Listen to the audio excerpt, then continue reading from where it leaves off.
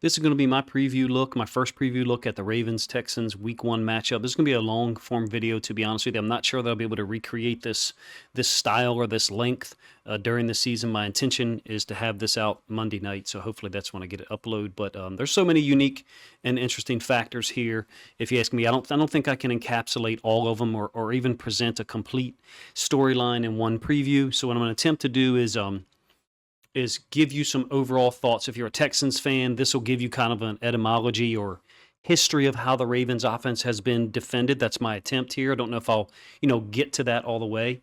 There's really no fewer than 6 flashpoints to focus on here, at least for me. I'll go over a couple of them briefly here and then skip ahead some, and later on in the video go over the final 3. The big ones from a Baltimore perspective appear to be on the offense. I'm generally going to focus here on the Ravens offense versus the Texans defense. There's storylines on the other side too that are interesting as well. So I recommend you watch all the Ravens content creators.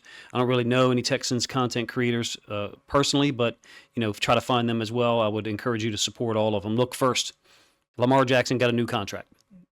Over $50 million a year. He got a new offensive coordinator. He got a totally different style of attack on offense. So good for him. I'm glad to see it. It's challenging as a Ravens content creator to try to summarize, understand all the things that they're doing. Second, some of the guys that they brought in, OBJ signing, Zay Flowers as a first-round pick, the return of Rashad Bateman, hopefully the healthy version, hopefully a healthy version of Mark Andrews. He's been going through some things recently. The wide receiver and tight end positions have just flipped the script completely, so much so that Eric DeCosta recently admitted that he received calls from other teams looking for wide receiver help. Kind of a role reversal for a team that had, and I don't mean any disrespect towards these guys, but a role reversal for a team that had Deshaun Jackson, Sammy Watkins, and Demarcus Robinson on the field at different times in 2022. Additionally, for the Ravens, you've got J.K. Dobbins' contract situation, the speculation on his health, which he finished 2022 on a tear. If he gets the ball 2 more times against the Bengals in the wildcard playoff round, the Ravens probably win that game. And if you're a Bengals fan who happened to listen this long, first of all, thank you. But second of all, you should know I have a extreme level of respect for the Bengals team, particularly their defense. If you've watched any of my content and listened to the sound of my voice when I talk about them, you probably can tell. Gus Edwards, hopefully completely healthy. He returns to a new offense. The continued emergence of Justice Hill, kind of amazing if you ask me. All the things that the Ravens have done to improve the offense and improve what Lamar Jackson is going to have available to him. So now the big question for me and for a lot of people is how does Todd Monken incorporate all these guys?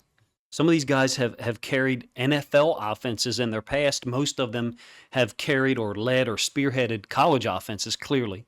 But in the case of Lamar Jackson and Mark Andrews, they've powered the Ravens offense over 2 very weird seasons in 2021 and 2022 when guys like Dobbins, Edwards, Bateman, Ronnie Stanley have missed significant time with injury.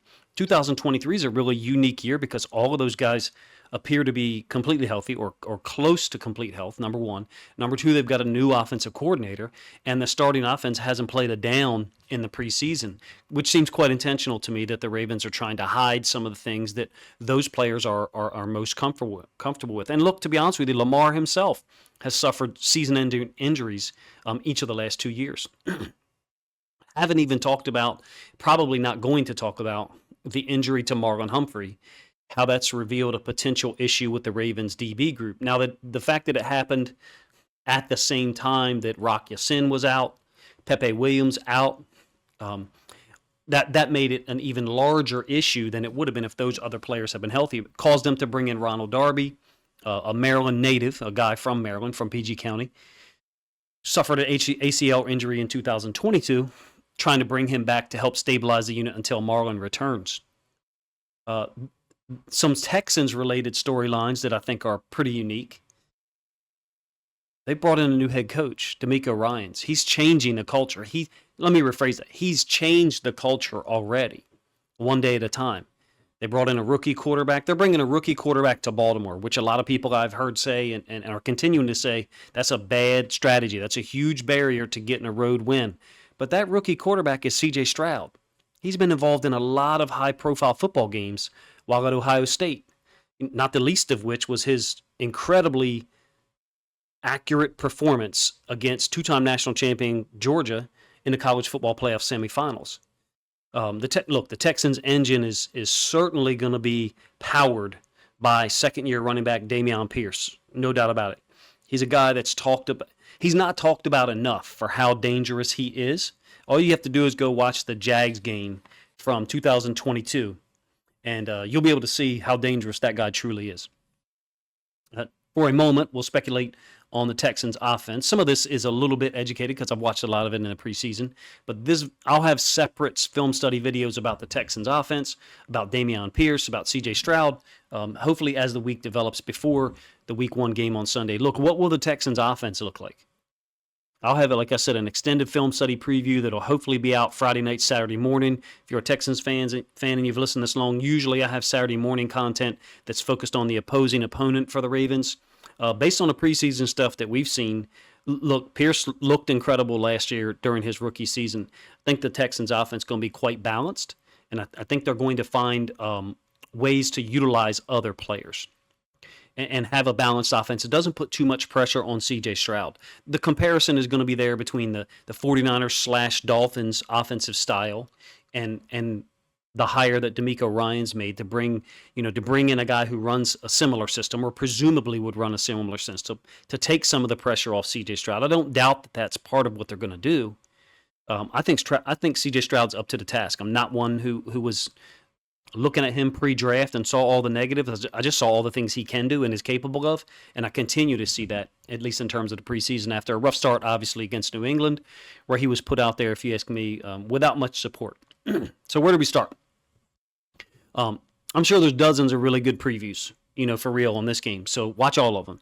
My work here is going to start with a look at the Ravens' offense in the preseason and project how Lamar, OBJ, Zay Flowers, J.K. Dobbins, Gus Edwards, Mark Andrews all fit into what we've seen so far. And then also to speculate about what the Texans might utilize to slow down Lamar and company. And we're going to take a meandering path to do so that some people may not understand if you haven't watched a lot of Ravens film or watched Ravens games a lot in the last 2 or 3 years. First, this offense isn't just a total 180 from 2022 when Greg Roman was offensive coordinator. It's not a 180. It's not a 180. It's more like a 540 with a vertical vault up a ramp that's in an entirely different skate park than the one we originated in. It's not just a 180 at all. We're not just changing the horizontal direction. And for some of you, if you've never skateboarded before, I did for like 2 years when I was a teenager. If for some of you, you won't get it. But even though a 180 and a 540 really end up with you facing in the same direction, we're changing the elevation point offensively in terms of the expectation for everybody, starting with Lamar, for real. It's not just Monken's personnel use that's going to be so different from Greg Roman's offense. Although to be real, the Ravens did use a lot of 22 personnel in 2022, but they weren't that dependent on 22 personnel early in 2022, and nor were they that dependent on it before 2022. The Rashad Bateman injury last year changed the course of the season offensively. There's a number of things I think that Monken wants to do to produce a high-powered, efficient offense that can move the football no matter what coverage or coverages people are playing. So let's mention a few as you see these preseason plays running through.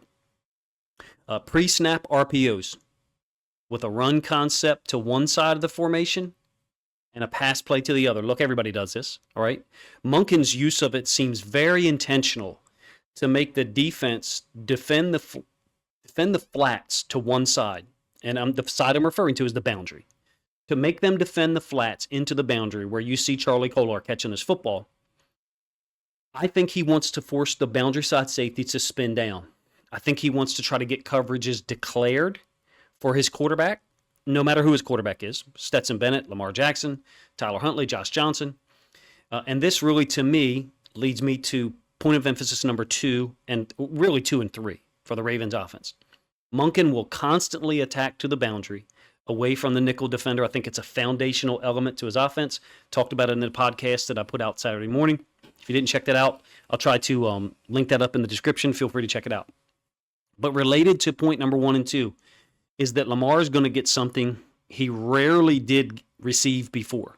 I think he's going to get 4 to 5 easy completions a game that are schemed up by his offensive coordinator, meaning design plays based on the situation, the game plan, and creating matchups based on how the defense lines up and what they've shown on film. Continue with that point. I think not only is he going to get 3 or 4 or 5 easy completions per game because of the work his offensive coordinator's done, and T. Martin and Lamar himself and other people in the quarterback room, they all play a role in it. But I think he's also going to get complementary pass plays built off of ones they've already established in the game. Think like a jab and a cross and a left hook. Last year, I don't think the Ravens had jabs, the snag flat concept, among others, but I didn't think they ever went to the right cross. And you've kind of seen, an example of, the snag and go for a touchdown once this year, and then once that was dropped, I believe.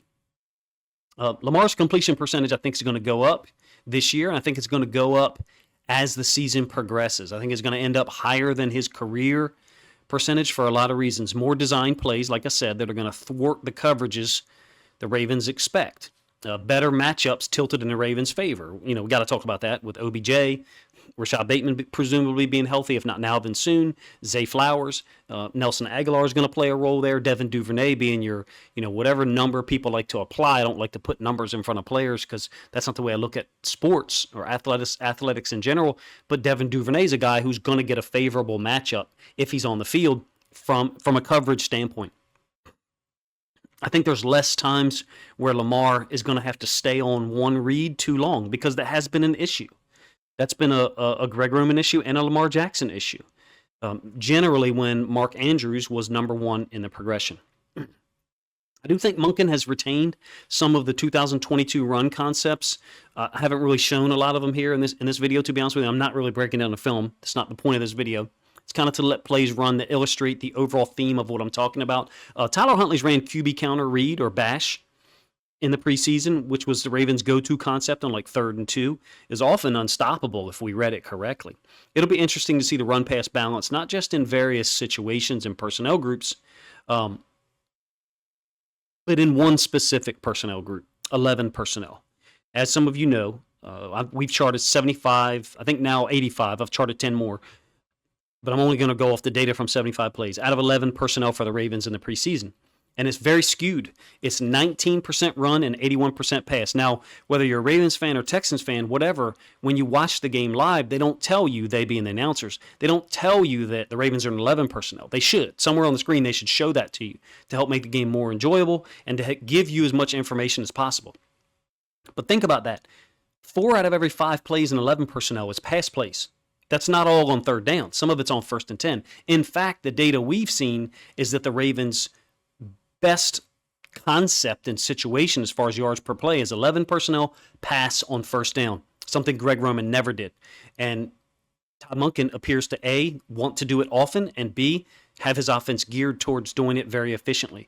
I'm really interested in 11 personnel run concepts because over the course of the season, you can't stay that skewed, 20% run, 80% pass. I don't think we will. I think it'll tighten up. And I said that in the podcast that we put out Saturday. I want to see the run concepts. And then finally, how often Lamar is used as a runner by design, especially early in games.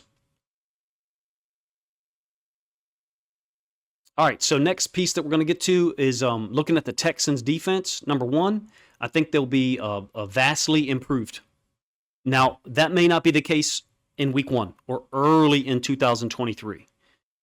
But DeMeco Ryans been a part of a great defensive culture for years, everywhere that he's went, everywhere that he's worked at. And they've got some pretty good players already in Houston. Jalen Petre is a playmaker, one of my favorite guys to watch film of. Derek Stingley's a talented corner. Christian Harris showed a high level of balance play as his rookie year progressed. I think he got better during the year. Not only did the Texans brilliantly grab C.J. Stroud and Will Anderson early in the draft, and Will Anderson's playing left defensive end in their 4-3 look. Now, from here on out, I'm going to refer to it as even front because that's what it is, meaning they're not going to change their 4 down front when they bring in their nickel group. against presumably 11 personnel. Will Anderson is generally playing left defensive end for the Texans. They also have an aging but still very productive Jerry Hughes. He had, I think, 9 sacks in 2022. I did a film study video on him recently. It was really fun to watch. The guy just, everybody likes to have their dad or their uncle or their grandpa have one more fight in them that they can win. And Jerry Hughes looks like that guy, that he's just got 1 more or 2 more or 3 more fights left in him. Denzel Perryman, they brought in via free agency. He's playing extremely well in the preseason, just flying around the field. The speed that him and Christian Harris bring at inside linebacker, to me, is reminiscent of the athleticism that the 49ers had there when D'Amico Ryans coached inside backers and then when he became the defensive coordinator. Steven Nelson is an underrated corner, in my opinion. Texans brought over Jimmy Ward from San Francisco to help Ryans install and communicate the coverage as a safety. Now, this is where this is going to get complicated for me, and this is where this video turned into a monster to create. My original intention was like a 25-minute video.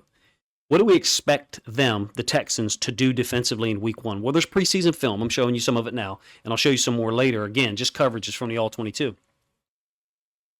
They're certainly not going to play a lot of Tampa 2. That's what Lovie Smith had them using often in 2022. D'Amico Ryan's super smart. He's been around great defenses in his career as a player and now a coach. I think he has to look at what teams have done to the Ravens in recent years.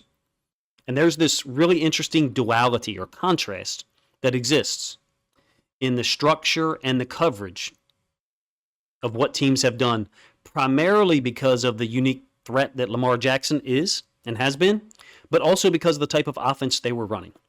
So this is where this video is going to take a little bit of a historical path.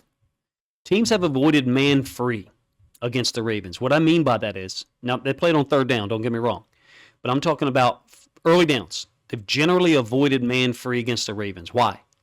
Well, because when you have DB's backs turned 10, 12, 14 yards downfield and only a 4-man rush, you got a player, usually an inside linebacker, assigned to the low hole, 8, 10 yards depth between the hashes, and then a free safety 18 to 25 yards depth between the hashes, reading the quarterback's eyes and the routes.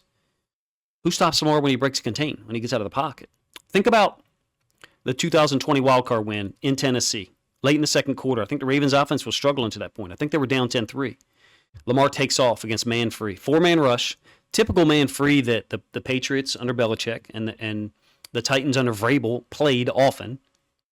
And Lamar takes off. I think it was a 53-yard touchdown run. Maybe it was 43. I don't know. But it was from midfield, late in the second quarter. Since that time, we've heard Vrabel. We've heard audio and seen video of that situation after that play where Vrabel tells his coaches on the headset, we can't tackle him. We can't play that coverage. We can't do it. We're not capable of tackling him with the guys that we have there. So what does that tell me? Or what did I think that told me? Is that you had to put players in position to tackle Lamar or get the ball out of his hands. And in my opinion, the league's answer, 2021 onward, was twofold. Check this out. The very next week, after the Ravens go down to Tennessee and beat the Titans, kind of exercise their demons from the division round playoff loss the year before. The very next week, they go to Buffalo. And what do they see from the Bills? A ton of too high structure stuff, particularly from the 20 to the 30 to the 35. From the negative 20, which the ball's on the negative 25 here, to the positive 35. And then Leslie Frazier would kind of change things up. It was a brilliant game plan by him. He didn't play a lot of man-free. They sat in a too high structure. The Ravens were able to take advantage of it at times. You're probably like, why are we talking about film from here? I'm going to show you film of the Bengals doing this in 2021. I think some from 2022. I'm going to show you film of the Dolphins from 2021. The two things that the league resorted to was too high safety structure. Safeties at depth, able to read their key, either the tight end or the tackle for run pass, and then get their eyes in the backfield. So if Lamar takes off, you have multiple players attacking him with leverage. Outside in player, inside out player, and an alley player. These two high safety structures, I believe, with safeties sitting at depth, lend themselves or did lend themselves to quarters and split field coverages. Now, some would say it's only a 7-man front, but that's not what these defensive coordinators believe. As you see a totally different, the opposite end of the spectrum, defense being played by the Miami Dolphins on that Thursday night football game down in Miami. Sticks blitz zero. Guess who one of the first people was to use it? Leslie Frazier and the Bills. And if you're a Texans fan, you're watching, I'm giving you the two main methods in which people have limited Lamar's ability to run the ball. This first one, the one that I've got here now, is attacking off the edges, threatening to blitz with 6 or 7 or sometimes 8 people, depending on how many guys the Ravens had in the backfield. Now, some of these guys are going to drop out. I've covered it in video format multiple times. Ravens fans know that. There's a read that they're doing, the super high level, that made the Dolphins version of this better than the Bills version and better than the Bengals version that was utilized in Week 7 from the same year, 2021. The Dolphins popularized it and used it a ton to force the ball out of Lamar's hands early, take away the threat of the run. 6 or 7 rushers overwhelmed the offensive line. Basically, the interior guys were reading the center guards blocks and then dropping out depending on what the center guard did, and it freed up pass rushers off the edge. The safeties and corners are sitting back here at depth. Now, you're seeing some successful plays completed to primarily Rashad Bateman in that game, to be honest with you. But I showed you the Bills play one play before because the Bills kind of started it, and then I guess the Dolphins remixed it and made it better. It may have seemed crazy at the time, but that's the answer to getting the ball out of Lamar's hands fast. How are you going to do that in 2023 with the weapons that he has and the pass game? Look, Todd Monken was hired, if you ask me, to alleviate the stress that 2 high safety structures and stick split zero put on this offense and put on Lamar, and I think he's got the answers to it already. He just hasn't had to show them yet in the preseason. The Bills, to me, actually set the game plan in that 2020 divisional round win. I've mentioned that before in other videos, followed later by the Bengals in Week 7, like I said, and then Brian Flores and the Dolphins, and that was a classic moment for him and for them in that Thursday night football win in Miami. Now, where does D'Amico Ryans fall on the number line here? If batshit crazy is sticks blitz zero, way over there at 20, 2 high safety structure with quarter split field stuff, some would say is conservative. Let's call that 2 high safety structure sticks with split field coverages, call that a 5. And stick split zero is 20. Really, stick split zero is probably 50. Where does D'Amico Ryans fall typically? Well, I wouldn't say that his defense is conservative. I don't think he's going to play a lot of man free until third downs, to be honest with you. Now, third down, probably all bets are off. You're going to get people, especially with depending on the down and distance, playing coverages to stop the pass. And if Lamar scrambles on third down, so be it. But he will, if you play man free without a spy as the 5th guy responsible for Lamar. It's just sheer numbers at that point in terms of being able to stop him from scrambling and break contain. I think the first time that the Texans, D'Amico Ryans, plays man-free with a 4-man rush and no spy, and Lamar scrambles for a first down, I think that'll be the last time you see it in Week 1. I do expect to see a lot of 2 high quarter split field stuff. It's possible you could see some sticks blitz zero, but I don't think that seems like D'Amico Ryans' MO. But that's what the Ravens have struggled with, for real. If you're a Texans fan, you've listened this long, first of all, I appreciate it. But the Bengals, the Bills, the Dolphins, they constricted the pass, and they were able to slow down the run game with a lot of split field calls. And then in certain situations where they knew the pass was coming, sticks blitz zero is their answer. Now the Ravens counter with Todd Monken. Will his offense be able to course correct against these 2 drastically different coverages that I'm showing you? I'm not talking about specific split field coverages, palms or 2 read or meg. I'm not talking about those things, even though I think usually the Bengals are playing man on number 1 in their split field stuff. But the way that Lamar Jackson and the Ravens were defended in the past 2 years was impacted by Greg Roman and impacted by what other teams had succeeded doing to him, what they had succeeded doing against the Ravens. I think it was also a byproduct of what teams saw Lamar do in 2019 and 2020. That's the progression that I was referring to earlier. For a look at what DeMeco Ryans might do, we could look at the 49ers trip to Baltimore in 2019. An extremely competitive game.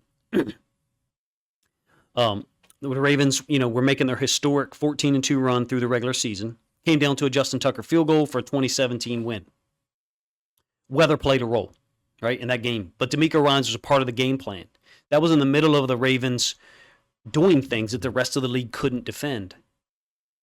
2019 and part of 2020, even though I think the league did a good job in 2020.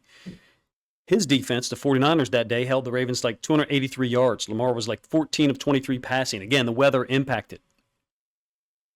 I would think that these two strategies, too high split field coverages and stick splits zero, A, is something that DeMeco Ryans and his coaching staff have talked about, and B, has to have been a focus of Todd Monken, T. Martin, Lamar Jackson, John Harbaugh during training camp. I don't think DeMeco Ryans is going to play a reckless brand of defense, which I would call that Dolphins strategy on Thursday Night Football reckless. However, it worked.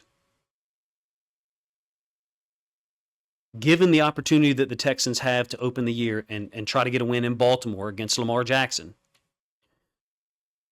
I don't think he's going to go conservative either. I don't think DeMeco Ryans will go conservative. He doesn't seem like that kind of guy. To me, he seems like the kind of guy that's going to do what works.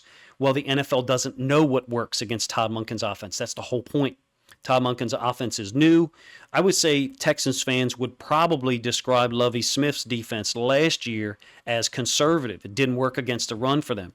I bet DeMeco Ryans would chafe at that description of his defense, even in a too high structure. I bet he'd say it's disciplined, it's tough, we're going to come downhill when we're going to tackle, and we're going to have sound coverage that forces the quarterback to read and react to safeties and corners leverage with good tackling. And the ability to win pass rush with guys like Will Anderson and Jerry Hughes. I don't know about you, but that sounds like the Ravens and how they've been defended by the Bengals to me. And maybe that's my own limitation in terms of the amount of Ravens film I've watched and the amount of Bengals film I've watched. I've seen the Bengals make things really difficult on the Ravens, on Greg Roman, on Lamar. The amount of Texans defensive plays that are there in the preseason that I think you can evaluate and project going forward is tough. A lot of the split field coverages have outside corners man on number one. How often will Todd Monken attack that? I think he will early. That's just a feeling that I have. Can the Ravens strike first with the pass, or can their running back trio, J.K. Dobbins, Gus Edwards, and Justice Hill, who's a badass football player if you don't know, can they beat up the Texans' defense before that game plan even takes shape? Personally, I think the Texans are going to be way improved in 2023, offensively and defensively, for real. I'm going to let some film run here of some of the Texans' coverage in the preseason with no labels and no description necessarily by me on what it is. But you'll see some two high safety structure, some one high safety structure. I think the Texans are improved everywhere. Offensively, defensively, the coaching staff, the front office, the whole organization. But I think the big question for me is, where does DeMeco Ryans fit his defense with the players he has and what he's comfortable doing compared to the Bills, Bengals, and then the Dolphins paradigm? Because that's what the league went to. That's what the league kind of resorted to in terms of defending Lamar Jackson. And, of course, he's been injured the last two seasons to end the year. So the coverages did change at times with Tyler Huntley back there or Josh Johnson back there, or the week when Anthony Brown played. And there was people who, rightfully so, said, how come Greg Roman calls different plays when Lamar ain't back there? Well, there's also different coverages being played in some cases. What do we do as an offense if we get stick split zero? I'm real interested in that because it is going to come up this year. I think people will do it until we, until we show that we can punish them. And then what do we do against these two high safety structures? I guess first question for the Texans is, does their game plan resemble those things? The Bills, the Bengals, and maybe even the Dolphins? I think on some level it has to. Until the Ravens coaches and or players, Lamar included, prove that we can execute up and down the field against two high split field looks that slow down the running just enough and force the quarterback to make quick decisions 5 or 6 times per drive, that's what we're going to see. I think Lamar and Todd Monken are up to the task. It's no disrespect towards the Texans defense, but really there's a point to be made here, and I'll try to make it.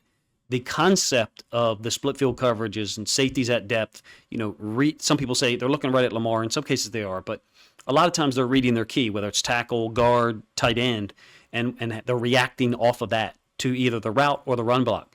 Conceptually, that's the same thing the Ravens defense did to Joe Burrow and the Bengals in 2022. Put 2 safeties back there, make him have to read and react to what happens post-snap quickly. Now, maybe the strategy was done for different reasons. Fine. But that use of split field coverages, I'm not talking about cover 2. I'm not talking about Tampa 2. And I'm not even talking about quarter, half, what a lot of people call cover 6. That usage is expanding. And potentially it can slow down any quarterback's processing of how the routes are being covered. Just enough for a passing window to close or for the pass rush to get there. That, to me, is one of the games within the game. And I'll be honest with you, for me, it's one of the ones that I understand the least in terms of what the coverages, what the half-field coverages are called. Meaning what each team calls them in their own terminology, number one. And number two, when they are calling it. EA does a great job of breaking it down. Match Quarters has a website, and I think is also on Twitter, and I think he has a YouTube as well. You should check him out. Jerry Gordon wrote a book on split field coverages I would highly recommend. But look, that game within the game, the Ravens used to, pistol option or some RPOs. That was the game within the game. Now it's different, and I think that's why they hired Todd Monken. Todd Monken went against one of the gurus of split field stuff, one of the guys who helped create it, Nick Saban down at Alabama. He went against him twice in 2021, beating him in the national title game. Alabama's got their cover 7, which is a match coverage, let's put it that way. And I think Monken was hired to attack that stuff. It has slowed down the Ravens and Lamar, just like it slowed down the Bengals and Joe Burrow and most quarterbacks. Those are the 2 players and the 2 teams that I have watched the most film of. And that's why I mentioned Lamar and Joe Burrow, because they're the 2 guys I've watched the most film of. They're the guys I've seen impacted by these split field coverages so much. And my main point here, the main thing that I'm interested in the most, is where the Texans strategy lies. Because this Ravens offense has depth. And I don't mean just depth of players, I mean depth of options. Straight drop back pass plays, run plays. And then you have the ability for Lamar to keep it on some option stuff. Like I said earlier, we've seen QB counter read. The game that I referred to earlier in 2021, Week 7 in Baltimore, where the Bengals came to Baltimore and really put it on them. The 2 high safety structure gave the Ravens problems. I vividly remember saying this after that game. The run for Lamar was there. It'll be interesting to see the strategy. Like, what if the Ravens go out there and Lamar runs for 85 yards and 2 touchdowns? At first, I think the Texans defense is going to be tough as nails. That's why I'm letting this film run so you see it. There's tough guys over there. I really like Denzel Perryman. But what if Lamar goes out there and runs for 85 yards and 2 touchdowns? People, this same old Ravens offense. I don't think that's the case, to be honest with you. But I look for there to be situations at times during the regular season where Lamar does, in fact, put up 85 yards and 2 touchdowns, or even more in some cases.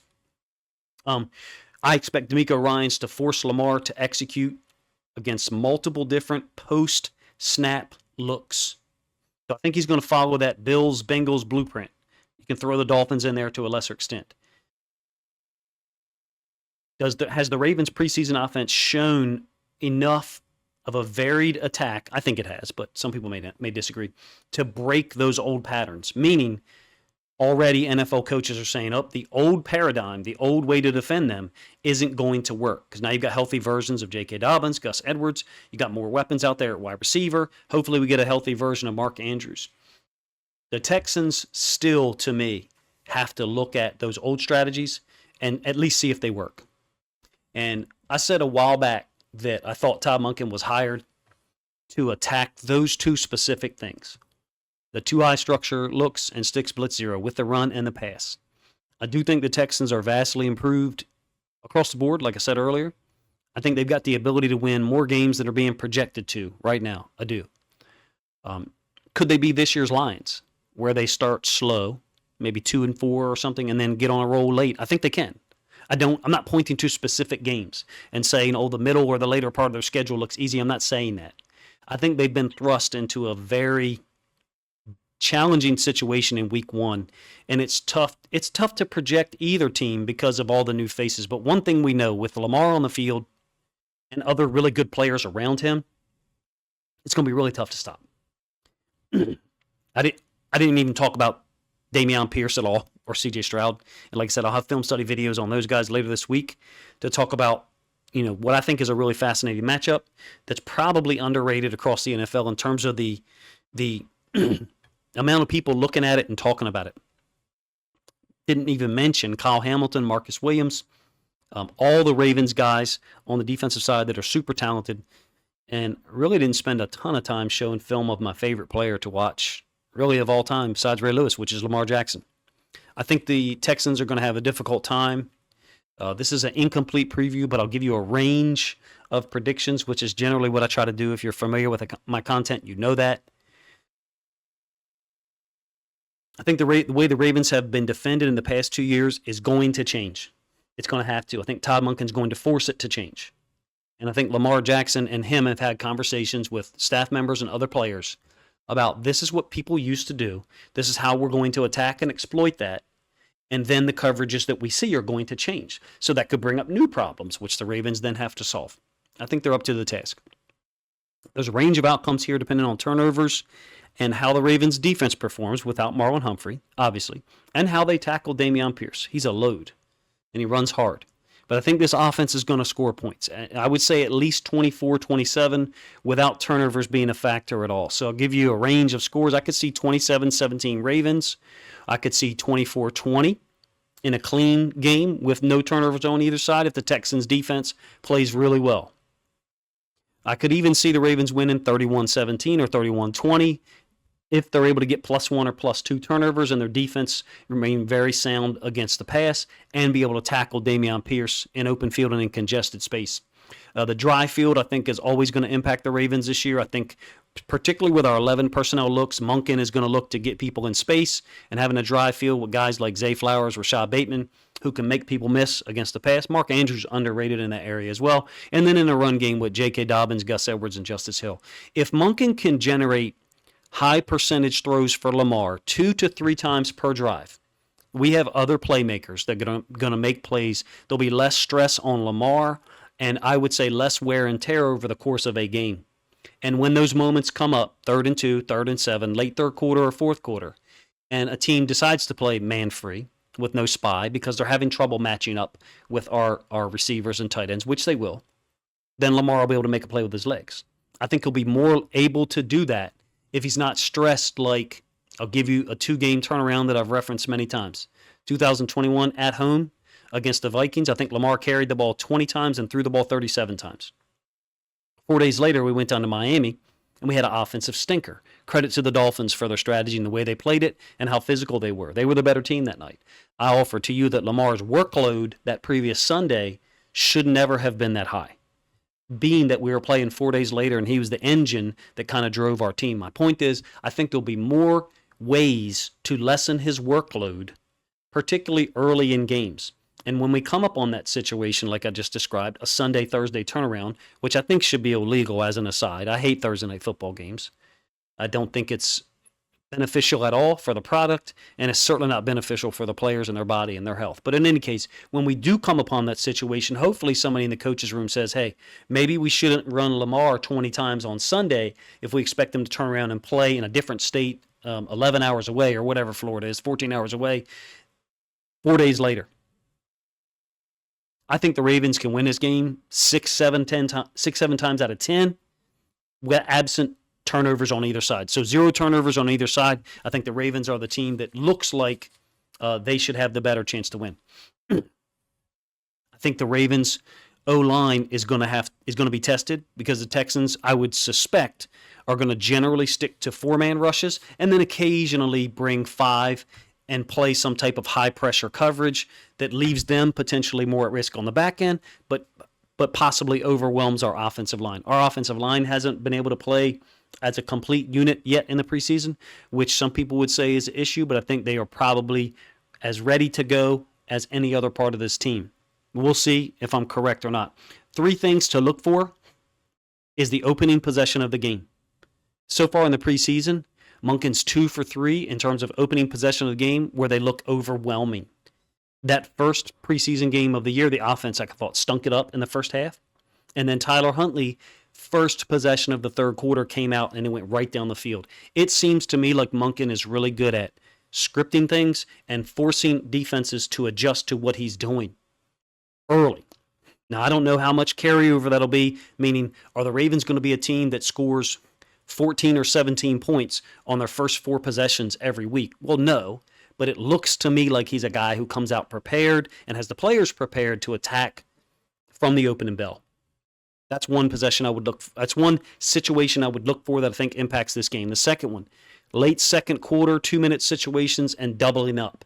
I felt like there's been times in the last 2 years where the Ravens have gotten too hungry, and on 3rd and 8 from the 42, instead of maybe running the ball or a high percentage pass play to just get us in field goal range, we ended up doing something, getting a negative yardage play, and then having to punt. I'm actually thinking of the first possession against the New York Giants last year, where on 3rd and 8, Lamar misreads a QB counter read, or he was told to keep it. One of those two is the case. And we end up with a negative yardage play where we should have been kicking a field goal. I say to you, maybe we didn't need to run QB counter read, just something direct to get another 4 yards, let us kick the field goal, get up 3-0. That's not a late second quarter situation, but I'm talking about a situation where we have the ball late second quarter and we're getting the ball to start the third quarter. If we can double up more, particularly against teams like the Texans, I think we could put a little distance between us, 31-20 or 27-17, that maybe Texans fans think is disrespectful for me to put out there, because I do think they'll be an improved group. But this Ravens team, if we're able to avoid turnovers, score early in games, set the tone from the opening bell, and double up or at least get one score when we have 2 consecutive possessions, late second quarter, early third quarter, that to me could be the difference, along with the increased red zone efficiency. I think Lamar is going to have a fantastic season. I haven't really said it a lot in all of my videos. I think Todd Monken has him uniquely prepared and is going to make his stats look better because his play will be more better and more efficient. You guys let me know what you think of the preview. It was obviously way too long. This turned into a monster for me. I'll have smaller film study previews out. I was actually out of touch with technology for about 4 days. My family and I were camping in the mountains. So just glad that I survived bear interactions and was able to get this content out to you guys as soon as possible. Let me know what you think my first film study preview should be of the week. I kind of already have it planned and done, but I'd be interested to hear what other people think. If you think other Ravens fans or Texans fans would enjoy this preview, please consider grabbing a link to it and sharing it somewhere on social media to help this content get more reach.